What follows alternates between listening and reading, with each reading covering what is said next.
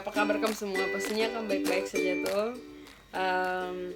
Pada kesempatan kali ini, saya bersama saya punya teman Fanny, Tong akan menjelaskan sedikit apa yang Tong sudah pelajari di Tong punya kelas. Yaitu apa Fanny? Sanctification atau pengudusan. Yes. Jadi kita akan belajar apa itu pengudusan. Pengudusan ini adalah suatu proses yang dilakukan Tuhan untuk memisahkan orang dari dunia. Maksudnya dunia ini dari itu punya keinginan-keinginan daging, dosa-dosa, dan apapun yang membuat tong binasa gitu. Pengudusan sendiri nih diambil dia punya kata dasar tuh kudus ya. Jadi kudus itu artinya kayak terpisah. Suatu tujuan yang spesial. Yes, benar sekali, untuk satu tujuan yang spesial. Dan di dalam 1 Petrus 1 ayat 16 itu tertulis bahwa di dunia ini nih tong lagi dalam proses untuk pengudusan. Gitu toh kan nih? Iya, benar sekali. Ya. Jadi kalau macam apa namanya nih, ya kayak yang tadi Sarah dia bilang kayak kudus tuh kayak kita dipisahkan gitu kan, untuk sesuatu yang Tuhan siapkan buat kita begitu. Terus juga contoh dalam perjanjian lama tuh kayak ini imam-imam dorang yang dong apa nih, kalau sebelum masuk untuk mempersembahkan tuh dong harus benar-benar dong pu diri tuh harus benar-benar kudus, dong harus tahan dong pu hawa nafsu dan segala macam, karena dong akan masuk ke dalam dan mempersembahkan korban. Jadi memang tidak bisa sembarang, karena saat dong masuk mempersembahkan korban tuh hadirat Tuhan tuh turun, dan Tuhan itu kudus. Jadi itu kayak macam memang kudus juga selain berbicara tentang kita dipisahkan, tapi juga tentang bisa berbicara tentang apa namanya bersih begitu. Jadi kayak memang kayak sebelum dong ke Tuhan tuh dong harus benar-benar pakai dong pakaian yang benar-benar sudah ditetapkan, dan dong punya tubuh tuh memang harus benar-benar bersih, tidak boleh sembarang gitu. Karena kalau pas dong masuk ke dalam apa nih hadirat Tuhan yang kudus, jadi baru di mana dong keadaan tuh terbersih, dong bisa mati juga saat itu juga. Tuhan Yesus juga dipakai Roh Kudus begitu. Jadi kayak macam dalam pengudusan nih bukan hanya Tuhan Yesus sendiri yang bekerja begitu, tapi kita juga jadi kayak macam kerjasama begitu. Karena kan di dalam suatu hubungan tuh tidak bisa satu pihak sendiri yang bekerja, harus ada dua pihak gitu untuk menghasilkan satu hubungan yang baik begitu. Jadi kayak macam di sisi lain Tuhan dia bekerja lewat Roh Kudus. Roh Kudus yang dia tinggal dalam kita, terus dia menghasilkan ini buah-buah roh. Buah-buah roh. Jadi kayak macam di dalam kita punya diri ini kayak macam keluar buah-buah roh, kayak macam kasih, sukacita, damai sejahtera. Itu teman-teman kan bisa lihat di Galatia 5 ayat 22 dan 23. Pasti kan semua juga sudah tahu.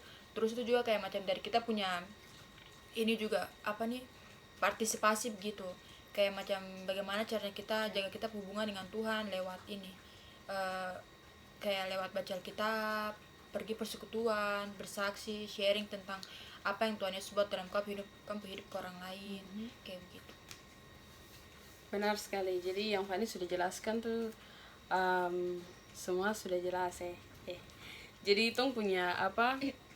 Tong punya tanggung jawab atau tong punya tugas di sini tuh ada dua, itu pasif dengan aktif. Jadi kalau pasif itu kita mendengar apa yang Roh Kudus dia bilang dan kita kayak macam mengerti, dan aktif kita melakukan apa yang Roh Kudus dia bilang ke kita, apa yang tong terima dari Roh Kudus itu. Jadi jadi sanctification atau pengudusan ini dia bukan langsung kayak macam kita terima Yesus dan kita kudus, tidak. Banyak orang Kristen juga yang masih berbuat dosa. Karena apa? Mereka juga tidak kudus, mereka masih dalam proses untuk kayak berada di posisi yang kudus itu. Jadi kayak macam apa, pengudusan ini dia bukan langsung kayak macam bawa kita ke titik dimana kita kudus, tidak, tapi dia membantu kita sebagai orang Kristen untuk kayak jauh dari maksudnya memisahkan kita, seperti yang tadi harus jelaskan, memisahkan kita untuk dari hal-hal yang duniawi. Jadi dia kayak macam membuat kita lebih bebas dari dosa begitu. Jadi bukan kita kudus langsung ini, tidak, tapi dia hanya membantu kita untuk jauh dari dosa untuk tujuan yang tadi Fanny sudah jelaskan. tujuan yang spesial guys. Terus bagaimana kalau misalnya pengudusan ini deh berhenti atau stop gitu. Jadi sebagai orang-orang Kristen pastinya Tuhan dia tidak akan biarkan tong sendiri. Tuhan dia pasti akan selalu bersama-sama orang. Seperti yang tadi Fani juga sudah bilang, dia kasih Roh Kudus untuk kita dalam Yohanes 14 ayat 16 itu waktu Tuhan Yesus mau kembali ke surga, dia minta dia Bapa untuk kasih tong seorang pembantu. Pembantu itu adalah Roh Kudus. Jadi Tuhan dia tidak akan biarkan dia punya anak-anak kayak terlepas dari proses pengudusan ini. Pasti dia akan bantu, dia akan memandu kita ke jalan yang benar. Tapi yang seperti tadi Fanny juga sudah jelaskan, kita harus respon gitu, respon kepada dia biar dia juga tahu kalau memang kita niat untuk kembali kepada dia. Jadi seperti yang Fanny sudah jelaskan, sudah ini kayak macam harus dua pihak ini bekerja sama. Kalau tidak ya sudah, kok bisa lost di tengah jalan gitu, hilang ya, maksudnya hilang di tengah jalan. Fanny mau tambahkan sesuatu? Jadi kayak macam memang dalam pengudusan kan tadi kita sudah bilang tuh, karena bukan satu pihak saja begitu, kayak dua pihak, dan itu juga semua kembali ke kita juga begitu. Tapi kalau memang kita benar-benar menginginkan itu kekudusan itu, memang kita benar-benar ingin sekali, itu juga harus ada sesuatu yang kita lakukan gitu. Jadi kayak macam harus benar-benar tekun begitu di dalam mengejar kekudusan itu. Jadi kayak memang tidak gampang gitu kalau setiap semua yang berhubungan dengan kerohanian dan segala itu, memang pasti ada banyak hal-hal yang ketong akan hadapi yang mungkin berat, yang buat ketong kayak macam tidak sanggup. Tapi di samping itu juga ingat kalau ada Roh Kudus yang bantu kita, dan kita tuh sudah dipisahkan karena untuk suatu tujuan. Dan itu kalau Tuhan sudah bilang tujuan itu berarti memang sesuatu yang memang kita benar-benar akan terima gitu, kayak gitu. Jadi juga kayak macam nanti pas kalau macam orang-orang yang sudah mati dalam Tuhan gitu, toh dong mati, nanti pas Tuhan sudah kembali ke dunia, itu dong akan bangkit dengan dong tubuh kemuliaan, tubuh yang sudah diganti menjadi tubuh yang baru. Sama seperti waktu Tuhan Yesus bangkit, dia tubuh kan sudah berganti tuh dari yang manusia jadi tubuh kemuliaan. Dan kita juga yang benar-benar hidup dalam Tuhan dan benar-benar rindu kekudusan, dan kita mati di dalam Tuhan, saat Tuhan datang kita bangkit, kita tubuh ini sudah diubahkan menjadi tubuh kemuliaan. Benar sekali. Jadi itu asuransi kalau misalnya kita sudah tekun, benar-benar tekun tuh, nanti pada akhirnya tong dapat tubuh kemuliaan itu, dan tong dapat kehidupan yang kekal. Seperti Yohanes 3:16 juga bilang karena begitu besar kasih Allah ke dunia ini sehingga ia menurunkan anaknya yang tunggal, supaya setiap orang yang percaya kepadanya tidak binasa melainkan beroleh hidup yang kekal. Jadi untuk siapa saja yang bertekun untuk kejar bertekun dalam proses pengudusan ini, dia yang akan dapat kehidupan kekal itu. Dan itu sudah pasti begitu, janji memang Tuhan tentukan, tapi semuanya kembali ke kita gitu. Kalau kita benar-benar tekun, sudah kita akan dapat gitu.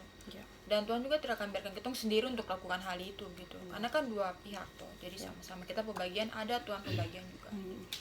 Jadi kayak semua itu jalan seimbang. Jadi pengudusan ini suatu proses yang sangat panjang, itu deh mengambil tong punya waktu hidup dalam dunia ini sudah. Tapi dia sangat worth it. Apa tuh worth it dalam bahasa Indonesia? Worth it. Pokoknya deh memuaskan gitu. Kok sudah mengikuti proses yang lama-lama baru kok dapat hasil yang sama saja seperti itu biasa, kayak macam ikuti aturan atau dengar apa yang tong punya orang tua bilang. Pastinya kan kalau tong dengaran tong ikuti apa yang dong mau, pasti kan dong kasih tong sesaat. Atau sama juga dengan pengudusan, kalau tong ikuti dia punya proses dengan tekun, mengikuti apa yang Roh Kudus dia pimpin kita, pasti kita akan beroleh suatu hadiah yang gratis, yaitu kehidupan kekal. Jadi jangan pikir kalau orang Kristen itu ketika kita masuk Kristen sudah hidup aman-aman, enak-enak saja. Tidak. Tapi dalam proses kita menjadi kudus ini juga banyak hal-hal yang nanti tong akan kayak lewati gitu. Tapi Tuhan mau tong tetap kuat dan percaya terus. Jangan pantang menyerah, dengar selalu Roh Kudus bilang apa ke orang sampai pada hari dimana Tuhan datang. Dan kita semua akan mendapatkan dirubah. Jadi teman-teman semangat. Semangat. Yo. Terima kasih sudah menonton. God bless you.